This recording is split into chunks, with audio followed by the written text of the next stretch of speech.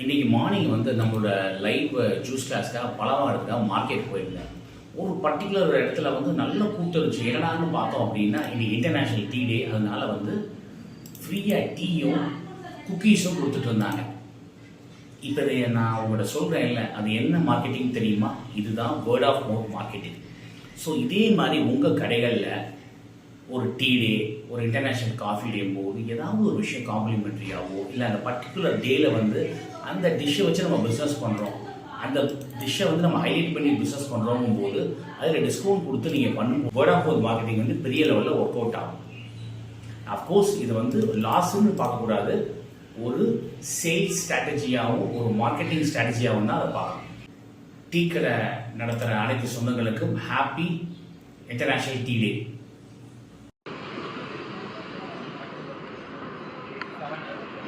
என்னதான் கடைகளில் சுண்டல் வச்சுருந்தாலும் நம்மளால வடை பஜ்ஜி தான் கேட்குறாங்க. என்னதான் பண்ணுறது, வடை பஜ்ஜி விற்று தான் ஆகும். ஆக்சுவலாக நிறையா பேர் என்கிட்ட என்ன கேட்டிங்க அப்படின்னா, வேஃபிள்ஸ் வந்து ஷாப்பாக தான் ஓப்பன் பண்ணுவான் இல்லை க்ளவுட் கிச்சனாக ஓப்பன் பண்ணுவான்னு கேட்டிங்க. ஆக்சுவலாக இப்போ இன்னொரு விஷயம் என்ன ட்ரெண்ட் ஆகிட்டு இருக்குன்னா, எல்லா மேரேஜ் ஈவெண்ட்ஸ்லையும் அதாவது கேட்ரர்ஸோட டைஅப் பண்ணி மாதம் 4 நாள் வேலை பார்த்தாவே ஒரு பல்க் ஆர்டர் எடுத்தீங்க அப்படின்னா கண்டிப்பாக மாதம் முழுக்க சம்பாதிக்கிறதுல இந்த ஈவெண்ட்டில் சம்பாதிச்சிடலாம். இது ரொம்ப நல்ல ஐடியா. இதுக்கு நம்ம ட்ரைனிங் வந்து ஆன்லைன்லேயுமே இருக்குது, ஆஃப்லைன்லேயுமே இருக்குது. டெசர்ட் கார்டு ஆக்சுவலாக வந்து நிறையா பேர் ஃபீல் பண்ணுறதும் நானும் பர்சனலாக ஃபீல் பண்ணது என்னென்னா, ரோட்டில் உள்ள ஷாப்ஸ் ஏன் இவ்வளோ காஸ்ட்லியாக இருக்குது? ஏசி ஷோரூமில் கூட இந்த அளவுக்கு விற்கலையே. ஒரு திறமிசு எடுத்துக்கங்க, ஒரு ஏசி உள்ள ஷாப்பில் வந்து ஒரு 150க்கு விற்கிறாங்கன்னா ரோட்டில் தூசியில் 150 ரூபாய்க்கு ஏன் விற்கிறீங்க? ஒரே ஒரு விஷயம் என்ன நாங்கள் புரிஞ்சுக்கிட்டதுன்னா, நீங்கள் வெளியே வாங்குறதுனால மார்ஜின் வச்சு விற்கிறீங்க. நீங்கள் வாங்குறதே 100 ரூபாய்க்கு வாங்குறீங்க, அப்புறம் 120 ரூபாய்க்கு விற்றா தான் உங்களுக்கு கட்டுது அப்படிங்கிறது எங்களுக்கு தெளிவாக புரியுது. ஜென்ரல் பேக்கிங்கோட உண்மையாகவே வந்து டெசர்ட் கார்ட் பேக்கிங் வந்து ரொம்ப ஈஸி.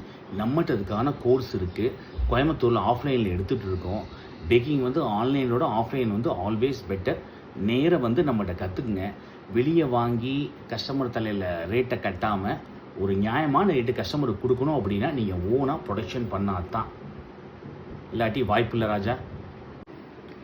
இப்போ நம்ம ரெகுலராக ஒரு கடைக்கு போய் சாம்பார் வடை சாப்பிடுவோம்ல, 2 இயர்ஸுக்கு முன்னாடி வடை சைஸ் நல்லா பெருசாக இருந்துச்சு, இப்போ ஏன் சின்னமாக்கிட்டாங்க? அதாவது கண்ணா, ரேட்டை ஏற்றுனா மக்கள் வந்து திட்டுறாங்க, கொள்ளடிக்கிறாங்க அப்படிங்கிறது சொல்கிறாங்க. இந்த பேச்சு எல்லாம் கேட்க வேண்டாம் அப்படிங்கிறதுக்காக அவங்க என்ன பண்ணுறாங்கன்னா சைஸை குறைச்சிடறாங்க. அதுவுமே மக்களுக்கு தெரியும், என்ன பண்ணாலும் ஏமாத்துறவன் திட்டவன் திட்ட தான் போகிறான், அது ஒன்றும் பண்ண முடியாது.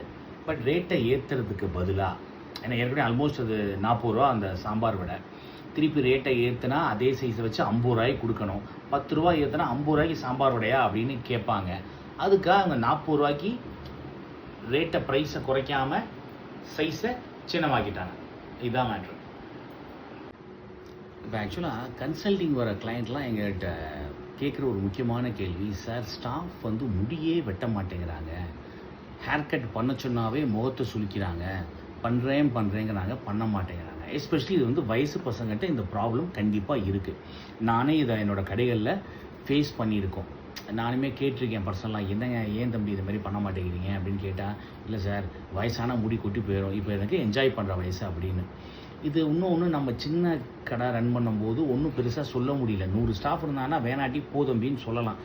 நீங்கள் வந்து இருக்கிறதே 2-3 ஸ்டாஃபு 3 பேரும் முடிய வச்சுக்கிறேங்கிறாங்க அப்படின்னா அவங்களுக்கு ஒன்றுமே சொல்ல முடியாது. ஆனால் இது வந்து கடையை பொறுத்த வரைக்கும் அட்வைசபிள் கிடையாது. பேரை கண்டிப்பாக கெடுக்கும் தான், ஃபுட்டில் வந்து முடி விழுகும் தான். கொஞ்சம் கரெக்டான ஸ்டாஃப் கிடச்சதுக்கப்புறம் கும்பிடு போட்டு ஒன்றுலாம் அனுப்புறது தான் கரெக்ட். நிறைய பேர் முடி வெட்டினா வேலையை விட்டு போன பசங்களாம் இருக்காங்க, அவங்க அந்தளவுக்கு ஸ்ட்ராங்காக முடி வெட்டுக்கிறாங்க. ஸோ நம்ம வந்து முடி வெட்ட மாட்டேன்னா வேலையை விட்டு அனுப்புறது தப்பே கிடையாது. முடி வெட்ட சொல்லி வெட்ட மாட்டேன்னு வேலையை விட்டு போனாலாம் என்கிட்ட இருந்திருக்கான். இப்போ க்ளவுட் கிச்சனுக்கு மெனு எப்படி இருக்கணும்? க்ளவுட் கிச்சனை பொறுத்த வரைக்கும் மெனு வந்து வாஸ்ட்டாக இருந்தால் பெட்டர். மெனு இன்ஜினியரிங் ரொம்ப ரொம்ப முக்கியம். வாஸ்ட்டாக இருக்குன்னா நீங்கள் 108 ஐட்டம் போட்டு பண்ணணும் அப்படின்னு சொல்லலை. கம்மியான இன்க்ரீடியன்ஸை வச்சு எவ்வளோ பெரிய மெனு போட முடியுமோ அவ்வளோ பெரிய மெனு நீங்கள் கொண்டு வரணும்.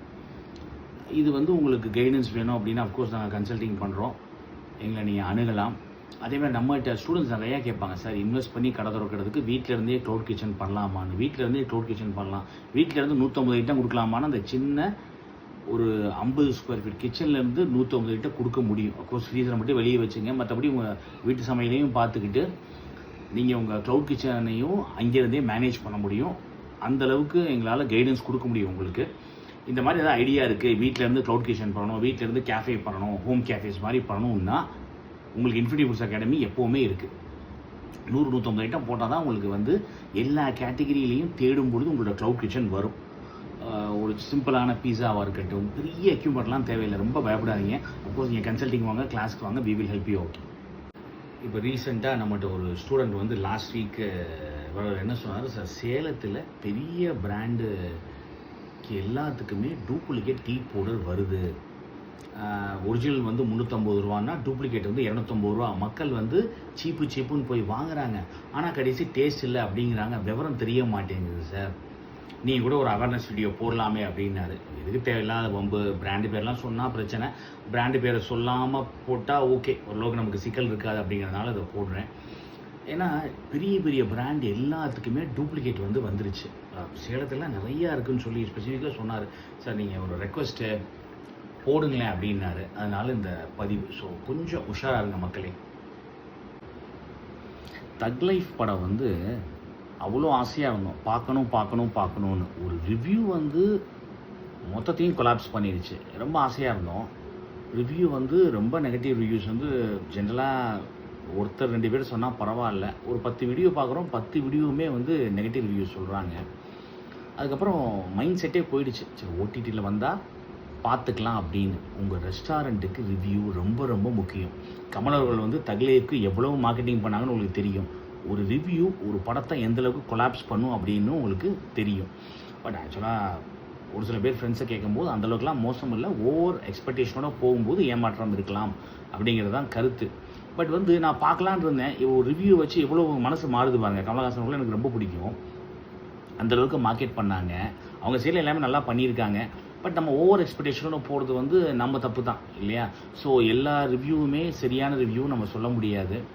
ரொம்ப ஜென்யூனாக எங்கள் ரிலேட்டிவ்ஸ்லாம் கேட்கும்போது, எங்கள் ஃப்ரெண்ட்ஸ் சர்க்கிளில் கேட்கும்போது அந்தளவுக்குலாம் மோசம் இல்லை படம், ஓகே அப்படிங்கிறாங்க. ஆனால் ஒரு பிம்பம் இருக்குது பாருங்களேன், அந்த படம் வந்து நல்லா இல்லை அப்படின்னு.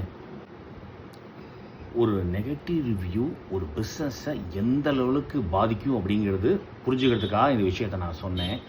அதே மாதிரி ஒரு நல்ல ரிவ்யூ பிஸ்னஸை தூக்கி விடும். உங்கள் கடைகளுக்கு கஸ்டமர் வரும்பொழுது ரிவ்யூ கேட்டு போஸ்ட் பண்ணுங்கள். நிச்சயமாக ஓரளவுக்கு உங்களுக்கு பிஸ்னஸுக்கு கண்டிப்பாகவே ஹெல்ப் பண்ணும், அதில் எந்த சந்தேகமும் கிடையாது.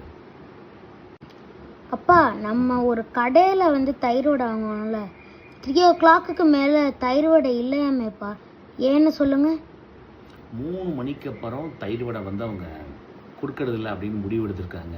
எக்கச்சக்கமான ரிவ்யூஸ் என்ன சொன்னிச்சு அப்படின்னா, இங்கே தயிர் வடை புளிக்குது அப்படின்னு. ஸோ மார்னிங் வந்து சாம்பார் வடையும் தயிர் வடையும் கொடுக்குறாங்க, ஈவினிங் வந்து கம்ப்ளைண்ட் வர ஐட்டம் அப்படிங்கிறதுனால தயிர் வடையே இல்லை அப்படின்னு சொல்லிடுறாங்க.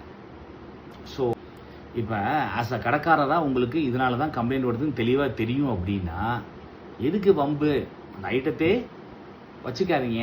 கம்ப்ளைண்ட் வர ஐட்டம் எதுக்கு, தேவையில்லாத தலைவலி இல்லையா?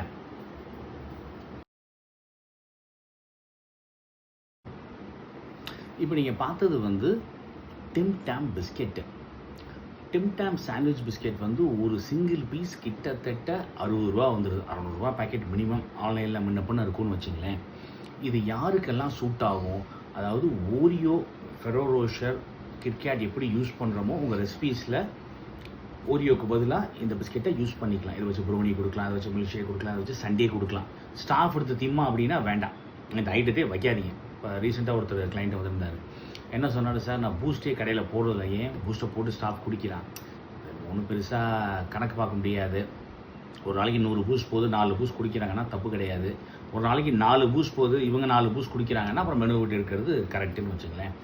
ஸோ இந்த டிம் டாம் பிஸ்கெட் வந்து ஹையண்டான கேஃபேக்கில் ஒர்க் அவுட் ஆகும். ரொம்ப சின்ன கடைகளில் போட்டால் நீ இந்த ப்ரைஸ்லாம் வச்சு விற்க முடியாது. ஒரு பிஸ்கெட் வந்து 60 ரூபா வருது, யோசிச்சுங்க. கருப்பட்டி காஃபி பற்றி நிறையா பேர் என்னை விசாரிக்கிறீங்க. ஏன் சார் இவ்வளவு காஸ்ட்லியாக இருக்குது அப்படின்னு. 5 லட்ச ரூபாலேருந்து 60 லட்ச ரூபா வரைக்கும் சார்ஜ் பண்ணுறாங்க. அது வந்து ஒரு ஒரு பிராண்டை பொறுத்து மாறும். கருப்பட்டி காஃபி வந்து ராக்கெட் சயின்ஸ்லாம் இல்லை. நிறைய பேர் கேட்குறீங்க, சார் அது நம்மளால் பண்ண முடியாதா, அது அவ்வளோ கஷ்டமா, ஏன் இவ்வளவு வேல்யூ பண்ணுறாங்க அந்த ஃப்ரான்ச்சைசி எல்லாம் அப்படின்னு. அந்த மாதிரிலாம் ஒன்றும் ராக்கெட் சயின்ஸ்லாம் கிடையாது. கருப்பட்டி காஃபி நம்ம ஃபில்டர் காஃபி டீ கிளாஸில் நாங்கள் அதை எடுக்கிறோம். அதை ஹைலைட் கூட நாங்கள் பண்ணுறதில்ல. ரொம்ப நல்லாவே எங்கள் கருப்பட்டி காஃபி இருக்கும். அந்த மாதிரி கருப்பட்டி காஃபி கற்றுக்கணும், ஃப்ரான்ச்சைசி பயங்கர எக்ஸ்பென்சிவாக தோணுது அப்படின்னா தாராளமாக உங்களுக்கு இன்ஃபினிட்டி ஃபுட்ஸ் அகாடமி இருக்குது. இந்த மாதிரி நிறைய இன்ஃபர்மேஷனுக்கு எங்களை ஃபாலோ பண்ணுங்கள். ஆக்சுவலாக நாங்கள் வந்து எல்லா டீ ஃப்ரான்ச்சைசி, காஃபி ஃப்ரான்ச்சைசி, மற்ற ஒரு சில சின்ன ஃப்ரான்ச்சைசிக்குமே நன்றி தெரிவிச்சுக்கிறோம். ரொம்ப ஓப்பனாக இருக்கீங்க. என்னென்னா நாங்கள் கொடுக்குறத மட்டும் நீங்கள் போடுங்க அப்படின்னு சொல்லாமல் என்ன ஸ்நாக்ஸ் வேணாலும் நீங்கள் போடலாங்கிறீங்க. ஸோ அந்த மாதிரி மக்கள் நிறையா பேர் ஃப்ரான்ச்சைசி எடுத்தவங்க இப்போ ட்ரைனிங்க்கு வராங்க. பேர் சொல்லக்கூடாது அப்படிங்கிறனால நம்ம மென்ஷன் பண்ணுறதில்ல. உண்மையாகவே ஃப்ரான்ச்சைசிஸ் எல்லாமே பாராட்டணும்.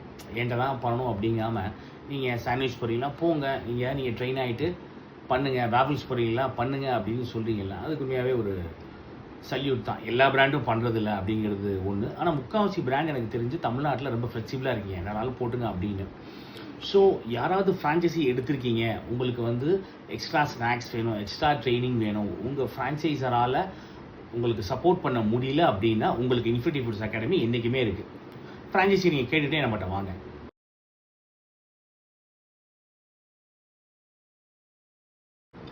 நிறைய ஸ்டூடெண்ட்ஸ் வந்து நம்மகிட்ட கேட்குற இன்னொரு விஷயம் என்னென்னா, சார் நான் வந்து ஆள் கம்மியாக போட்டு தான் டீ கடையோ காப்பி கடையோ ரன் பண்ணிகிட்டு இருக்கேன், நம்ம ஜூஸ் கடை கிடையாது, நிறையா பேர் ஜூஸ் கேட்குறாங்க அப்படின்னு.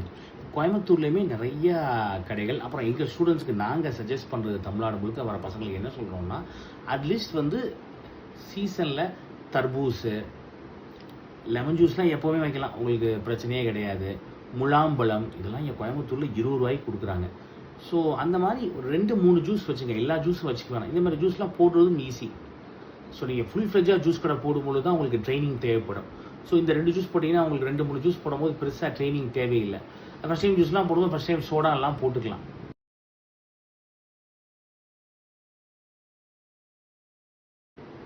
நிறையா கடைகளில் உங்கள் ரெசிபீஸில் வந்து நீங்கள் குலோப் ஜாமுன் யூஸ் பண்ணுறீங்க. எல்லோரும் சொல்கிறது என்னென்னா, சார் 10 ரூபாய்க்கு குலோப் ஜாமுன் கிடைக்குது, இல்லை நானே வந்து குலோப் ஜாமுன் மிக்ஸை வாங்கி நான் போட்டுக்கிறேன், ஆனால் 3 நாளில் கெட்டு போயிடுது. கெட்டு போகாமல் இருக்குன்னா கண்டிப்பாக நீங்கள் ஃப்ரிட்ஜில் வச்சுக்கிட்டே தான் இருக்கணும். அப்போ தான் கெட்டு போகாமல் இருக்கும். அது ஒன்று.